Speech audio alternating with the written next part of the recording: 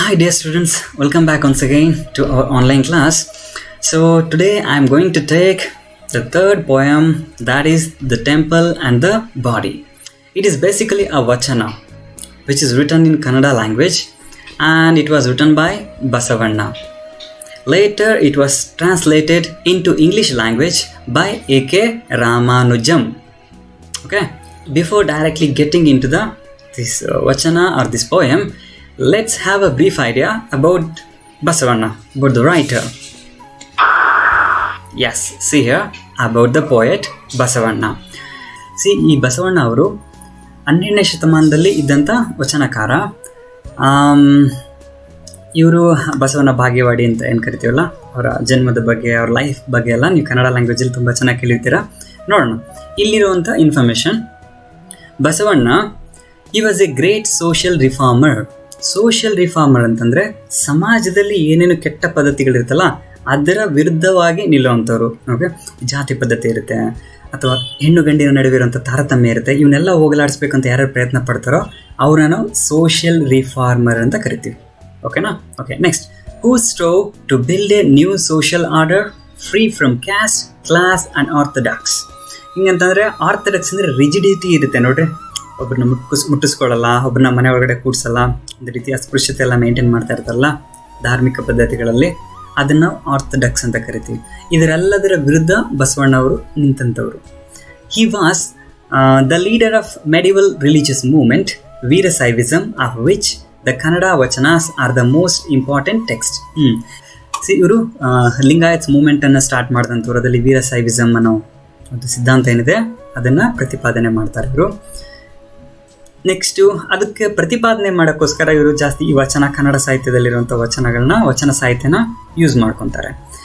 If one were to choose a single poem to represent the whole extraordinary body of religious lyrics called the vachanas, one cannot do better than choose the above poem of Basavanna.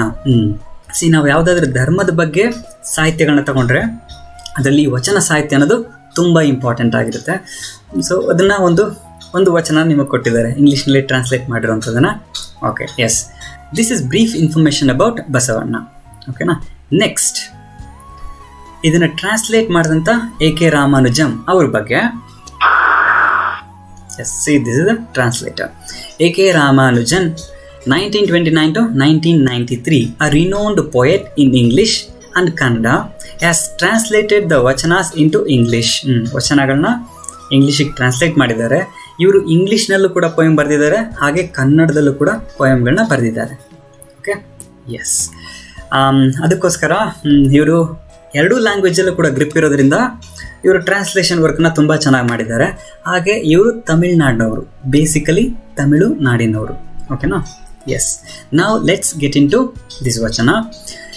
First I will read out this. ಇದನ್ನು ನಾನು recitation ಮಾಡ್ತೀನಿ, ಒಂದು ಬಾರಿ ಓದ್ತೀನಿ, ಆಮೇಲೆ ಇದ್ರ ಮೀನಿಂಗ್ನ line by line explanation ಕೊಡ್ತೀನಿ. The rich will make temples for Shiva, what shall I a poor man do? My legs are pillars, the body the shrine, the head a cupola of gold.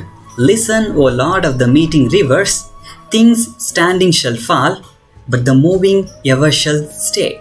C, basically from here to here it's very easy. ಇದೆಲ್ಲ ನಿಮಗೆ generally easy ಆಗಿರುತ್ತೆ, ಆದರೆ last 2 lines ಇದೆಯಲ್ಲ ಇದೇ ಸ್ವಲ್ಪ ಕಷ್ಟವಾಗಿರೋದು. Okay, ನೋಡೋಣ ಏನಂತ. The rich will make temples for Shiva. Shiva ಅಂತ ಬರ್ದಿಲ್ಲ, ಶಿವ ಅಂತ ಬರ್ದಿದ್ದಾನೆ. ಯಾಕಂತಂದರೆ ಇದನ್ನು ಟ್ರಾನ್ಸ್ಲೇಟ್ ಮಾಡಿದಾರಲ್ಲ ರಾಮಾನುಜಂ ಅವರು, ಇವರು ತಮಿಳ್ನಾಡವರಾಗಿದ್ದು ತಮಿಳು ಲ್ಯಾಂಗ್ವೇಜ್ನಲ್ಲಿ ಶಿವ ಅಂತ ಅನ್ನೋಕ್ಕೆ ಬರಲ್ಲ ಅವ್ರಿಗೆ, ನಾಲ್ಗೇನ ರೀತಿ ಟ್ವಿಸ್ಟ್ ಮಾಡೋಕ್ಕೆ ಬರಲ್ಲ. ಅದಕ್ಕೆ ಶಿವ ಅನ್ನೋದ್ರ ಬದಲಿಗೆ ಶಿವ ಅಂತ ಕರೀತಾರೆ. ನಾವು ಶಿವಂ ಅಂತ ಕರೆದ್ರೆ ಅವರು ಶಿವಂ ಅಂತ ಕರೀತಾರೆ. ಅದಕ್ಕೆ ಸೊ ನೀವು ಎಕ್ಸಾಮ್ನಲ್ಲಿ ಮೆಮೊರೈಸೇಷನ್ ಕೊಟ್ಟಾಗ ಶಿವ ಅಂತಲೇ ಬರೀಬೇಕು, ಶಿವ ಅಂತೇನು ಬರೆಯೋಕ್ಕೆ ಹೋಗ್ಬಾರ್ದು, ಆಯಿತಾ? ನೋಡಿ, ಮೆಮೊರೈಸೇಷನ್ ಕಂಠಪಾಠಕ್ಕಿರುತ್ತೆ. ನೆಕ್ಸ್ಟ್ ಟೆಸ್ಟ್ ಕೊಟ್ಟಾಗ ನಾನು ಈ ಕಂಪ್ಲೀಟ್ ಪೋಯಮ್ನ ನಾನು ಕೊಡ್ತೀನಿ. Okay, yes, that's all. ಕಲ್ತ್ಕೊಂಡಿರ್ಬೇಕು ಚೆನ್ನಾಗಿ.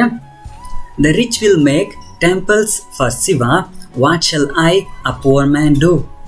ತುಂಬ ಶ್ರೀಮಂತರು, ರಾಜರುಗಳು, ಚೆನ್ನಾಗಿ ದುಡ್ಡನ್ನು ಇಟ್ಟಿರುವಂಥವ್ರು, ದೇವ್ರಿಗೋಸ್ಕರ ಟೆಂಪಲ್ಸ್ಗಳನ್ನೇ ಕಟ್ತಾರೆ. ನಾ ಏನು ಮಾಡ್ಲಪ್ಪ, ನಾನು ಬಡವನಯ್ಯ. ಹಾಗೆ ನೀವು ಕನ್ನಡ ವಚನ ಕೇಳಿದಿರಲ್ಲ, ಉಳ್ಳವರು ಶಿವಾಲಯವ ಮಾಡುವರು, ನಾ ಏನ ಮಾಡಲಿ ಬಡವನಯ್ಯ ಅಂತ. ಹಾಗೆ ಚೆನ್ನಾಗಿ ದುಡ್ಡಿರೋಂಥವ್ರು ಶಿವಾಲಯ ಕಟ್ತಾರೆ, ನಾ ಏನು ಮಾಡಲಿ ಬಡವ ಅಂತ ಹೇಳ್ತಾ ಇದ್ದಾರೆ. ನಮ್ಮ ಕರ್ನಾಟಕದಲ್ಲಿ ನೋಡಿ ಗಣಿದೋರೆ ರೆಡ್ಡಿ ಇರ್ತಲ್ಲ, ಸೊ ಇವ್ರು ಏನು ಮಾಡಿದ್ದಾರೆ ಅಂತಂದರೆ, ಒಂದು ಎಕ್ಸಾಂಪಲ್, ತಿರುಪತಿ ತಿಮ್ಮಪ್ಪನಿಗೆ 2 kg ಇರಬೇಕನ್ಸುತ್ತೆ ಚಿನ್ನದ ಕಿರೀಟ, ಇದನ್ನೇ ಮಾಡಿಸಿ ಕೊಟ್ಟಿರ್ತಾರೆ ದೇವ್ರಿಗೆ. ನಾವು ನೀವು ಕೊಡೋಕ್ಕಾಗತ್ತಾ? ಎಷ್ಟು ಕೋಟಿ ಕೋಟಿ ಖರ್ಚಾಗುತ್ತೆ. ಸೊ ಎನಿವೆ ಈ ರೀತಿ ಎಲ್ಲ ಮಾಡಿಸ್ಕೊಡ್ತಾರೆ. ನಾವೇನಪ್ಪ ಮಾಡಲಿ, ನಾವೆಲ್ಲ ತುಂಬ ಬಡವರಯ್ಯ ಅಂತ ಹೇಳ್ತಾ ಇದ್ದಾರೆ ಆಗಿನ ಕಾಲದಲ್ಲಿ Basavanna. Next, my legs are pillars, the body the shrine, the head a cupola of gold. ನನ್ನ ಕಾಲ್ಗಳೇ ಕಂಬಗಳು ಅಂತ ಹೇಳ್ತಾ ಇದ್ದಾರೆ. ಟೆಂಪಲ್ ಇದೆಯಲ್ಲ, ಒಂದು ಟೆಂಪಲ್, ಮನುಷ್ಯನ ಬಾಡಿನ ಟೆಂಪಲ್ಗೆ ಕಂಪೇರ್ ಮಾಡ್ಕೊಂಡಿದ್ದಾರೆ. ನನ್ನ ಕೈಲಂತೂ ಟೆಂಪಲ್ನ ಕಟ್ಟಲಿಕ್ಕಾಗಲ್ಲ, ನನ್ನ ದೇಹನೇ ನಾನು ಟೆಂಪಲ್ ಅಂತ ಅನ್ಕೊತೀನಿ. ಓಕೆನಾ, ನನ್ನ ಈ ಬಾಡಿ, ಈ ಮನಸ್ಸೇನಿದೆ, ಇದನ್ನೇ ನಾನು ಟೆಂಪಲ್ ರೀತಿ, ದೇವಸ್ಥಾನದ ರೀತಿ ಮಾಡ್ಕೊತೀನಿ ಅಂತ ಹೇಳ್ತಾರೆ.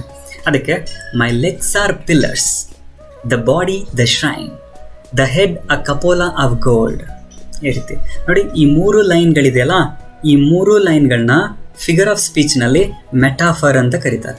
ಓಕೆ, ಇಲ್ಲಿ ಮೆಟಾಫರ್ ಅಂತ ಬರ್ಕೊಳ್ರಿ, metaphor. Yes, legs are pillars, ಯಾಕಂದರೆ ಕಂಪ್ಯಾರಿಸನ್ ಮಾಡಿದ್ದಾರೆ. ಲೆಗ್ಸನ್ನು ಪಿಲ್ಲರ್ಸ್ಗಳಿಗೆ ಕಂಪ್ಯಾರಿಸನ್ ಮಾಡಿದ್ದಾರೆ, ಬಾಡಿನ ಶ್ರೈನ್ಗೆ ಕಂಪ್ಯಾರಿಸನ್ ಮಾಡಿದ್ದಾರೆ. Yes, my legs are pillars, the body the shrine, ಅದೇ ಕಾಲ್ಗಳನ್ನ ಕಂಬಗಳಿಗೆ, ಪಿಲ್ಲರ್ಸ್ಗಳಿಗೆ, ಬಾಡಿನ ಶ್ರೈನ್ಗೆ. ಶ್ರೈನ್ ಅಂದರೆ ಈ ಗರ್ಭಗುಡಿ ಇರುತ್ತಲ್ಲ ಅದಕ್ಕೆ. The head a cupola of gold, ತಲೆ ಇರುತ್ತಲ್ಲ, ತಲೆನ ಕಳಶಕ್ಕೆ ಕಂಪೇರ್ ಮಾಡಿದ್ದಾರೆ. ಹೊನ್ನಿನ ಕಳಶ ಇರುತ್ತಲ್ಲ, ಕಳಶ ಅಂದರೆ ನೋಡಿ ಕಪೋಲ್ ಆಫ್ ಗೋಲ್ಡ್, ಈ ಕಳಶ ಅಂತ ಕರಿತೀವಿ. ಕಳಶ ಅಂದರೆ ನೋಡಿ ಪಿಕ್ಚರ್ನಲ್ಲಿ, ಈ ದೇವಸ್ಥಾನದ ಮೇಲ್ಗಡೆ ಕಳಶ ಇದೆ ನೋಡಿ, ಆ ಭಾಗ, ಅದನ್ನು ಕಪೋಲ ಅಂತ ಕರಿತೀವಿ. ಓಕೆ, ಚಿನ್ನದ ಕಳಶ ಇದ್ದಂಗೆ, ಹೊನ್ನಿನ ಕಳಶ ಅಂತೀವಲ್ವ ಹಾಗೆ, ಚಿನ್ನದ ಕಳಶ ಇದ್ದಂಗೆ. ಎಸ್, ನಾವು come here. So these 3 lines are metaphors. Figure of ಸ್ಪೀಚ್ನಲ್ಲಿ ಕೇಳಿದ್ರೆ ಮೆಟಾಫರ್ಸ್, ಯಾಕೆಂದರೆ ಕಂಪೇರ್ ಮಾಡಿದ್ದಾರೆ ಒಂದಕ್ಕೊಂದು. ಲೈಕ್, ಹ್ಯಾಸ್ ಅಂತ ಯೂಸ್ ಮಾಡ್ದಲೇ ಡೈರೆಕ್ಟಾಗಿ ಕಂಪ್ಯಾರಿಸನ್ ಮಾಡಿದ್ದಾರೆ. Okay, yes. Next, listen O lord of the meeting rivers, things standing shall fall but the moving ever shall stay. ಇವಾಗ ಹೇಳ್ತಾ ಇದ್ದಾರೆ, ಇದನ್ನು ಫಿಗರ್ಸ್ ಆಫ್ ಸ್ಪೀಚಲ್ಲಿ ಯಾವುದಂತ ಕರೀತಾರೆ ಅಂದರೆ ಅಪಾಸ್ಟ್ರೋಫ್ ಅಂತ ಕರೀತಾರೆ. ಅಪಾಸ್ಟ್ರೋಫ್ ಅಂತಂದರೆ ಯಾವುದಕ್ಕಾದ್ರೂ ಅಡ್ರೆಸ್ ಮಾಡಿ ಹೇಳ್ತಾರೆ. Listen O lord of the meeting rivers, ಯಾರಿಗಾದ್ರೂ ರಿಕ್ವೆಸ್ಟ್ ಮಾಡಿ ಹೇಳೋ ಥರ ಹೇಳ್ತದಲ್ಲ, ಅದಕ್ಕೆ ಅಡ್ರೆಸ್ ಮಾಡಿ ಹೇಳೋ ಥರ ಇರೋದನ್ನು ಆ ರೀತಿ ಹೇಳ್ತೀವಿ, ಅಪಾಸ್ಟ್ರೋಫ್ ಅಂತ ಕರಿತೀವಿ. Spelling APOSTR apostrophe PHE apostrophe. Okay, yes. Next, meeting rivers, lord of meeting rivers ಅಂದರೆ ಕೂಡಲ ಸಂಗಮ ದೇವ. ಎಸ್, ಕೂಡಲ ಸಂಗಮ. ಕೂಡಲ ಸಂಗಮ ಅಂದರೆ ಈಗ ಬಾಗಲಕೋಟೆನಲ್ಲಿದೆ. ಕೃಷ್ಣಾ ನದಿ ಮತ್ತು ಮಲಪ್ರಭಾ, ಘಟಪ್ರಭಾ ಈ ನದಿಗಳು ಬಂದು ಜಾಯಿನ್ ಆಗ್ತಾವಲ್ವ, ಕಾನ್ಫ್ಲುಯೆನ್ಸ್ ಅಂತ ಕರಿತೀವಿ ಅದನ್ನ, ಎಲ್ಲ ಬಂದು ಕೂಡ್ತವೆ, ಅದಕ್ಕೆ ಕೂಡಲ ಸಂಗಮ ಅಂತ ಕರೀತಾರೆ. ಅಲ್ಲಿ ಒಂದು ದೇವರಿದೆ, ಸಂಗಮೇಶ್ವರ, ಆ ರೀತಿ, ಅದಕ್ಕೆ ಕೂಡಲ ಸಂಗಮ ಅಂತ ಕರೀತಿದ್ದಾರೆ. ಓಕೆ, ಇದು ತುಂಬ ಚೆನ್ನಾಗಿದೆ ಈ ಪ್ಲೇಸ್. ಸಾಧ್ಯ ಹೋದರೆ ನೆಕ್ಸ್ಟ್ ನೀವು ವಿಸಿಟ್ ಕೊಟ್ಟಾಗ ನೋಡ್ಬೋದು. ಇಲ್ಲಿಂದ ಈ ಕಡೆಯಿಂದ ಟೆಂಪಲ್ ಬರುತ್ತೆ, ಈ ಕಡೆಯಿಂದ ಮೆಟ್ಲುಗಳು ಬರುತ್ತೆ, ಮೆಟ್ಲಿಂದ ಹತ್ಕೊಂಡು ಹೋದರೆ ಇಲ್ಲಿಂದ ಬಂದರೆ, ಯಾಕಂದರೆ ಬಸವಣ್ಣ ಹೋಗಿ ತೀರ್ಕೊಂಡಿದ್ದು ಈ ಜಾಗದಲ್ಲಿ ಅಂತೇಳಿ ಅಲ್ಲಿ ಕಟ್ಟಿದ್ದಾರೆ. ಏನು, ಇದು ತುಂಬ ಆಳವಾಗ ಅಂಡರ್ಗ್ರೌಂಡ್ ರೀತಿ ನೀರೊಳಗಡೆ ಮಾಡಿದ್ದಾರೆ. ಹೆಂಗಿದೆ ಅಂತಂದರೆ ನೋಡಿ, ಇಲ್ಲಿಂದ ಫಸ್ಟ್ ಹಿಂಗೆ ಹೋಗ್ತಲ್ಲ, ನೆಕ್ಸ್ಟ್ ಇದು ಹೆಂಗೆ ಅಂಡರ್ಗ್ರೌಂಡಲ್ಲಿದೆ ಅಂತಂದರೆ ನೋಡಿ, ಇಲ್ಲಿ ಮೆಟ್ಲುಗಳಿಂದ ಹಿಂಗೆ ಬಂದಿದೆ.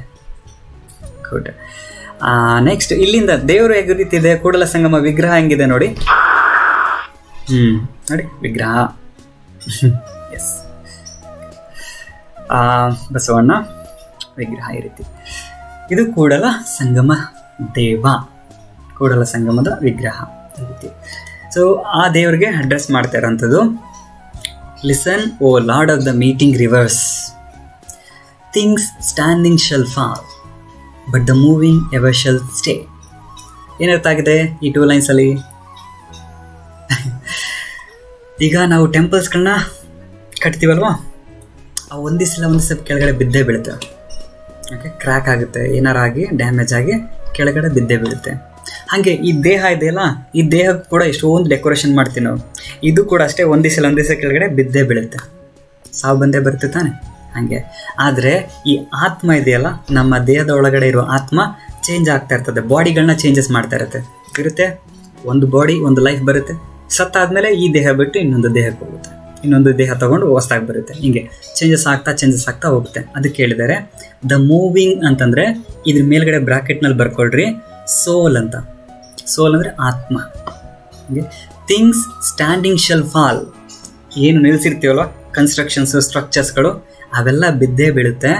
ಆದರೆ the moving ever shall stay, ಆದರೆ ಮೂವ್ ಆಗುವಂಥ ಈ ಸೋಲ್ ಇದೆಯಲ್ಲ, ಆತ್ಮ, ಅದು ಯಾವಾಗಲೂ ಕೂಡ ಪರ್ಮನೆಂಟಾಗಿ ಇರುತ್ತೆ, ಸ್ಟೇ ಆಗಿ ಇರುತ್ತೆ. ಸೊ ಈ ರೀತಿ ಓಕೆನಾ. Yes, this is the explanation about this vachana, the temple and the body. ಇದರಲ್ಲಿ ಉಳ್ಕೊಂಡಿದ್ದಂಥ ಎಲ್ಲ ಕ್ವಶನ್ ಆ್ಯಂಡ್ ಆನ್ಸರ್ಸ್ನ ನೀವು ಓದ್ರಿ, ಸ್ವಲ್ಪ ಜನರಲಾಗಿ ಅರ್ಥ ಆಗುತ್ತೆ. ಈ ಲಾಸ್ಟ್ 2 ಲೈನ್ಸ್ ಬಗ್ಗೆ ಕ್ವಶನ್ ಆನ್ಸರ್ಸ್ನಲ್ಲಿ ನಿಮ್ಗೆ ಸ್ವಲ್ಪ ಕಷ್ಟ ಆಗ್ಬೋದು, ಅದನ್ನು ಎಕ್ಸ್ಪ್ಲನೇಷನ್ ಕೊಡ್ತೀನಿ ಈಗ ನೋಡಿರಿ. ಓಕೆ, ಇಲ್ಲಿ ನೋಡಿ ಕ್ವಶನ್ ಆ್ಯಂಡ್ ಆನ್ಸರ್ಸ್ನಲ್ಲಿ ಇವೆಲ್ಲ ಸ್ವಲ್ಪ ನಿಮ್ಗೆ ಈಸಿ ಇರುತ್ತೆ.